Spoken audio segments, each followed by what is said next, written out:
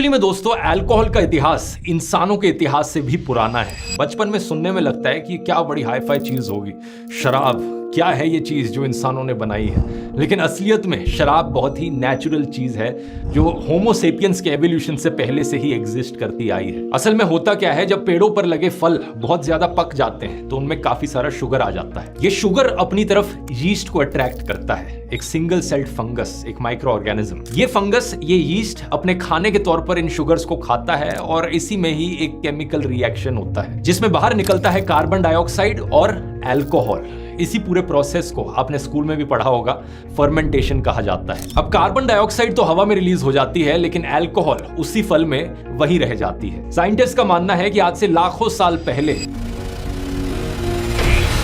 जो इंसानों, बंदरों और एप्स के पूर्वज रहे होंगे, उन्होंने पेड़ों पर इन ज्यादा पके हुए फलों को देखा होगा और गप गप खा गए होंगे। शुरुआत में उन्हें थोड़े चक्कर आते होंगे, थोड़ा लड़खड़ाते होंगे, लेकिन कई हजारों सालों के एवोल्यूशन के बाद उनके अंदर टॉलरेंस बढ़ गया होगा इन फर्मेंटेड फ्रूट्स को खाने का। और इसी वजह से आज के दिन इंसानों के अंदर काबिलियत आ पाई होगी शराब को टॉलरेट करने की, शराब को पसंद करने की। साइंटिस्ट इसे ड्रंकन मंकी हाइपोथेसिस कहते हैं। ये अभी भी एक हाइपोथेसिस है जिसे 100% प्रूव नहीं किया गया है, क्योंकि वाइल्ड फ्रूट्स में जब फर्मेंटेशन होता है जो अल्कोहल का अमाउंट बनता है वो बहुत कम होता है। 2% से कम अल्कोहल होती है इन वाइल्ड फ्रूट्स में फर्मेंटेशन के बाद। लेकिन इंसानों के आने के बाद ये भी इमेजिन करना मुश्किल नहीं है कि और किन नेचुरल तरीकों से फर्मेंटेशन हुआ होगा। आर्कियोलॉजिस्ट को चाइना के हेनान प्रोविंस के प्राचीन गांव जियाहू में 7000 BC के मिट्टी के बर्तन मिले हैं जिनमें उन्होंने निशान देखे चावल, अंगूर और शहद से बनी ड्रिंक्स के। इसी तरह इजराइल पैलेस्टीन के हाइफा एक प्री हिस्टोरिक केव में भी 13,000 साल पुरानी बियर के सबूत मिले हैं।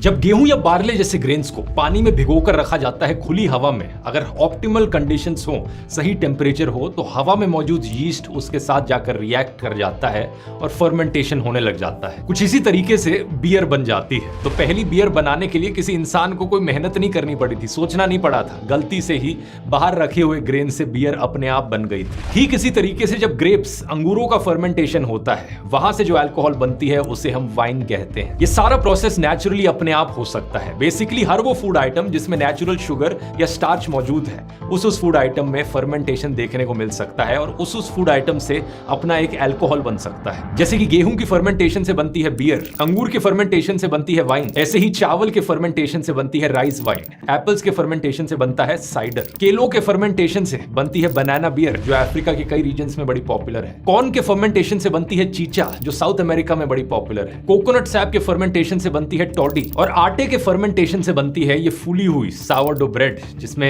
ये छेद होते हैं और ज्यादा फ्लेवर होता है। यहाँ एक्चुअली अल्कोहल का बहुत ही ट्रेस नेग्लिजिबल अमाउंट मौजूद होता है। मेनली यीस्ट के द्वारा बनाया गया बाय प्रोडक्ट यहाँ पर लैक्टिक एसिड होता है। तो हाँ, इससे आपको ये चीज भी पता चल जानी चाहिए कि अलग अलग चीजों की फर्मेंटेशन से जो अल्कोहल प्रोड्यूस हो रही है वो अलग अलग अमाउंट्स में भी हो रही है। वाइन में अल्कोहल 9 to 15% होती है, बियर में यूजुअली 4 से 8% होती है, राइस वाइन में ये 12 to 16% होती है, एप्पल्स के साइडर में ये 4 to 8% होती है। और यहाँ ये बात भी बताने वाली है कि कई फ्रूट्स की फर्मेंटेशन से ना सिर्फ इथेनॉल अल्कोहल प्रोड्यूस होता है बल्कि मीथेनॉल भी प्रोड्यूस होता है और मीथेनॉल सीधा जानलेवा होता है। अगर एक सर्टेन क्वांटिटी में आपने उसे कंज्यूम किया तो इंस्टेंटली आपकी डेथ हो सकती है और आप अंधे भी हो सकते हो। तो ज्यादा ट्राई मत करना सड़े हुए फर्मेंटेड फलों को खाने की। नेचुरल है इसका मतलब ये नहीं कि सेफ है आपके लिए। अब यहाँ एक चीज इंसानों ने डिस्कवर करी कि ये जो सारी नेचुरल अल्कोहलिक ड्रिंक्स बन रही है फर्मेंटेशन से, इनमें अल्कोहल परसेंटेज 18-19% से ज्यादा ऊपर नहीं उठ रहा है, क्योंकि इससे ज्यादा अल्कोहल यीस्ट के लिए टॉक्सिक हो जाता है जिससे वो मर जाती है और ऐसा होने से फर्मेंटेशन का प्रोसेस अपने आप ही रुक जाता है।